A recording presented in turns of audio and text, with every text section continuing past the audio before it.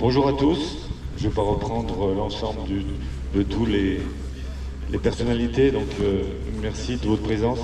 Avec grand plaisir, je prends la parole pour l'inauguration de ces aménagements importants et structurants pour la Norma. Après la piste de luge, le bâtiment technique va améliorer sans contexte les conditions de travail des salariés de la Sogénor. Et cette nouvelle télécabine va ravir nos clients. Pouvait-on mieux fêter ce 50e anniversaire? Pour beaucoup d'entre nous, la cinquantaine, c'est souvent synonyme d'un petit coup de vieux. Ces investissements représentent un vrai grand rajeunissement et montrent à tous ceux qui nous prédisent sans avenir qu'ils se trompent et surtout que nous y croyons. Remerciements et félicitations à toutes les entreprises. J'aurai une attention particulière pour l'entreprise modanaise d'Opelmeyer. Merci Bernard, merci à toute ton équipe. Merci au syndicat mixte, l'autorité organisatrice, dont les financements passent par la communauté de communes.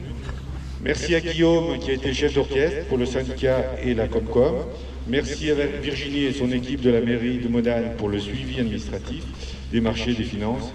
Merci aux équipes de la Sogénor qui ont participé tout au long de l'année au suivi.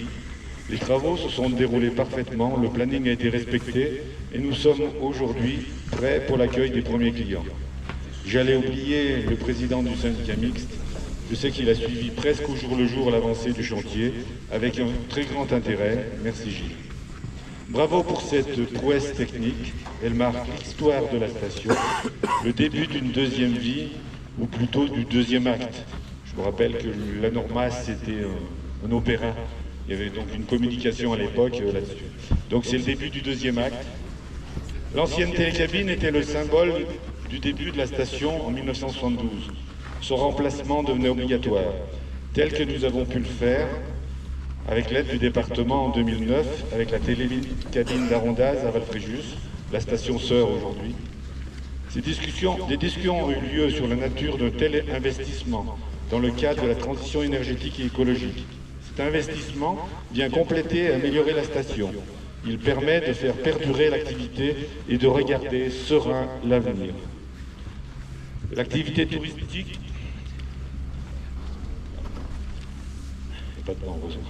L'activité touristique du ski a façonné le territoire local et a permis à beaucoup d'habitants de rester vivre et de fonder une famille, de travailler dans notre environnement unique de montagne. C'est un intérêt social majeur pour notre territoire, mais également un grand intérêt économique.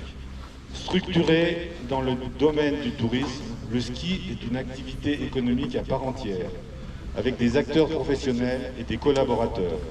Quand 1 euro est dépensé dans un forfait, c'est aussi 6 à 7 euros dépensés dans la station et sur le territoire, rendant possible pour nos collectivités la place d'autres activités et surtout des services qui profitent à tous. Le chiffre d'affaires annuel de la Sogénor est proche de 8 millions d'euros pour les deux sites. Nous pouvons estimer les retombées directes à environ 50 millions d'euros, sans compter les retombées indirectes tout au long de l'année. La diversification, les transitions, la mutation, le changement climatique nous obligent à réfléchir à l'avenir, à la pertinence de nos choix pour demain et en les prenant en compte.